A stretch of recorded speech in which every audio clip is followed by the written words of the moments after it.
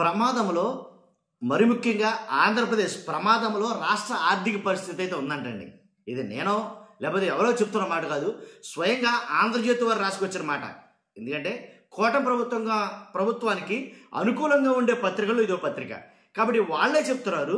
ప్రమాదంలో రాష్ట్ర ఆర్థిక పరిస్థితి, పోటెత్తుతున్న లోటు అంటే ఎంత పరిస్థితుల్లో. ఎందుకంటే ఇప్పుడు బాగా ఎక్కువగా చర్చ దేని గురించి జరుగుతుందంటే కనుక ఈ అప్పులు ఏదైతే చేస్తుందో కూటమి ప్రభుత్వం, ఆ అప్పులను ఉద్దేశించి చాలా దారుణంగా అయితే ఒక చర్చ జరుగుతుంది. మనం కూడా రాకపోతే బాగుంటుందో బాగోదో అనే ఉద్దేశంతో రాశారు, ఏంటో తెలియదు, కానీ వాస్తవం అయితే రాశారు.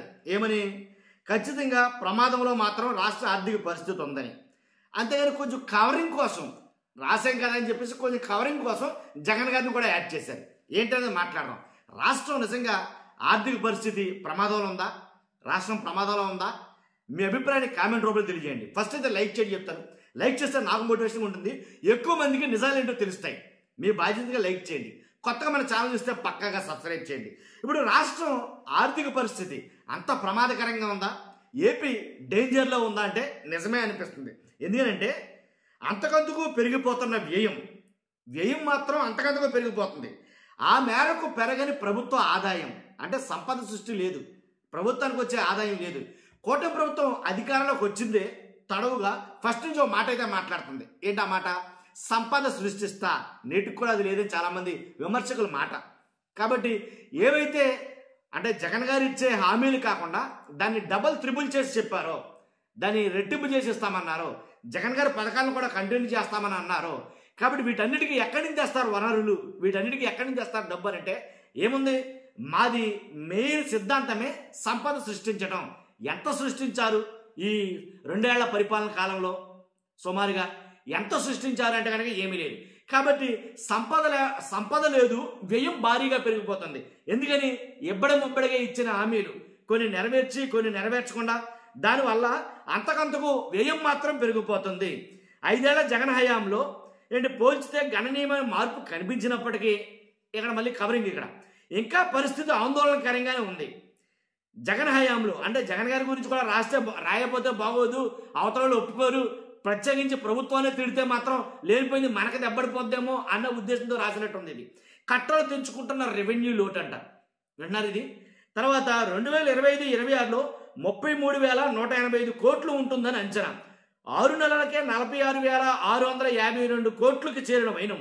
కాబట్టి అంచనాలకు తగినట్లు పెరగని రాబడులు. మరి అదేంటిది? లక్షల కోట్ల పెట్టుబడులు వచ్చేస్తున్నాయి, లక్షల కోట్ల రూపాయల ఆర్థిక పెట్టుబడులు వచ్చేస్తున్నాయి ఆంధ్రప్రదేశ్కి. అలాగే పరిశ్రమలు వచ్చి పడిపోయాయి, ఆల్రెడీ ఉత్పత్తులు స్టార్ట్ చేసేసాయి. మరి మాటలన్నింటి సరపడబ్బానా? మరి ఏది ఇక్కడ కనిపించట్లే. ఆంధ్రజ్యోతి పత్రికలో రాశారు ఈ మాట. అర్థమైందా? ఏమని? 2025-26లో 33,185 కోట్లు ఉంటుందని అంచనా రెవెన్యూ లోటు. 6 నెలలకే 46,652 కోట్లకు చేరిన వైనం. విన్నారా ఇది? కాబట్టి అంచనాలకు తగ్గినట్లు పెరగని రాబడులు మాత్రం పెరగటలా. మరి వస్తున్నాయని ఏంటి? విదేశాలకు వెళ్తున్నారు, అక్కడికి వెళ్తున్నారు, బృందాలకు వెళ్తున్నారు, విదేశాలు తిరుగుతున్నారు, వస్తున్నారు, వెళ్తున్నారు. మరి ఏ రాబడులు లేవంటుంది ఇక్కడ ఆంధ్రజ్యోతి. కాబట్టి అంతకంతకు పెరుగుతున్న రెవెన్యూ వ్యయం. తొలి 6 నెలల్లోనే 63,052 కోట్ల అప్పు. అంటే 63,052 కోట్ల అప్పు అన్నారు కదా. కాకపోతే ఇది కొంచెం తగ్గించి చెప్పినట్లు లెక్క నన్ను అడిగితే కనుక. వాస్తవాల్లోకి వెళ్తే ఇంకా చాలా అప్పు ఉంది. పోలవరంది కానీ ఇలా కొన్ని అన్ని కలుపుకుంటే కనుక చాలా అప్పు ఉంది. కాబట్టి ఈ రకంగా ఉంది. 2025-26 ఆర్థిక సంవత్సరంలో 33,185 కోట్ల రెవెన్యూ లోటు ఉంటుందని అంచనా వేశారు. కానీ ఏప్రిల్-సెప్టెంబర్ నాటిగా ఇది 46,652 కోట్లకు చేరిపోయింది. తర్వాత అంటే 140% పెరిగిపోయింది. తర్వాత రెవెన్యూ రాబడి కంటే రెవెన్యూ ఖర్చులు ఎక్కువైతే అదే రెవెన్యూ లోటు. రెవెన్యూ రాబడి అంటే అప్పులను మినహాయించగా ప్రభుత్వానికి వచ్చే ఆదాయం, రాష్ట్రంలో సొంత పన్నుల ద్వారా వచ్చే ఆదాయం, పన్నేతర ఆదాయం, కేంద్రం ఇచ్చే గ్రాంట్, ఇన్ ఎయిడ్ కలిపి రెవెన్యూ రాబడి అవుతుంది. సొంత పన్నుల జీఎస్టీ వసూళ్లు, స్టాంపులు, రిజిస్ట్రేషన్ ఆదాయం, భూమి శిస్తు, అమ్మక పన్ను, రాష్ట్ర ఎక్సైజ్ సుంకాలు, కేంద్ర పన్నుల వాటాలు, ఇతర పన్నుల సుంకాల ద్వారా వచ్చే ఆదాయం ఇదంతా ఇందులో ఉంటుంది. రెవెన్యూ ఖర్చు అంటే అభివృద్ధి పనులు తిరిగి ప్రతిఫలాన్ని ఇచ్చే ఏదైతే ఉందో పెట్టే ఖర్చులను మినహాయించగా పెట్టే ఇతర వ్యయం, జీతాలు, పింఛన్లు, రాయితీలు, వడ్డీల చెల్లింపులతో పాటు ప్రభుత్వ నిర్వహణ, ఇతర ప్రభుత్వ పథకాలకు చెల్లించే మొత్తాలను రెవెన్యూ ఖర్చులుగా లెక్కిస్తారు. వీటిపై పెట్టిన ఖర్చులో పైసా తిరిగి రాదు. లోటును హద్దుల్లో ఉంచడమే అసలైన ఆర్థిక నిర్వహణ, అది జరగని పని. అర్థమైంది మీకు? లోటుని హద్దుల్లో ఉంచడమే ఆర్థిక పరమైనటువంటి మెయిన్ నిర్వహణ, అది జరగని పని. ఎందుకని? ఇటు రోజు రోజుకి పెరిగిపోతుంది, వ్యయం తగ్గదు. వ్యయం అయితే పెరుగుతుంది. ఆ వ్యయాన్ని తగ్గించడం జరగని పని. ఎందుకని? మనం ఆల్రెడీ ఇంతకుముందు చేసేసాం కొన్ని, ఆల్రెడీ ఇప్పుడు చేస్తున్నాం కొన్ని. ఏదైతే చేస్తున్నారో రాష్ట్ర ఆర్థిక పరిస్థితి పైన సరైన స్థితిగతులు లేకుండా జరుగుతుందేమో అని చాలా మంది ఆర్థిక నిపుణులే కంగారు పడుతున్న విషయం ఆంధ్రప్రదేశ్ గురించి, నిజంగాను. కాబట్టి దీనికి తోడు ఏంటి, మనం చేస్తున్న కొన్ని కొత్త ప్రయోగాలు, ఇవన్నీ కూడా బెడిసి కొడుతున్నాయేమో ఆంధ్రప్రదేశ్లో. కాబట్టి అంతకంతగా పెరిగిపోతుంది వ్యయం.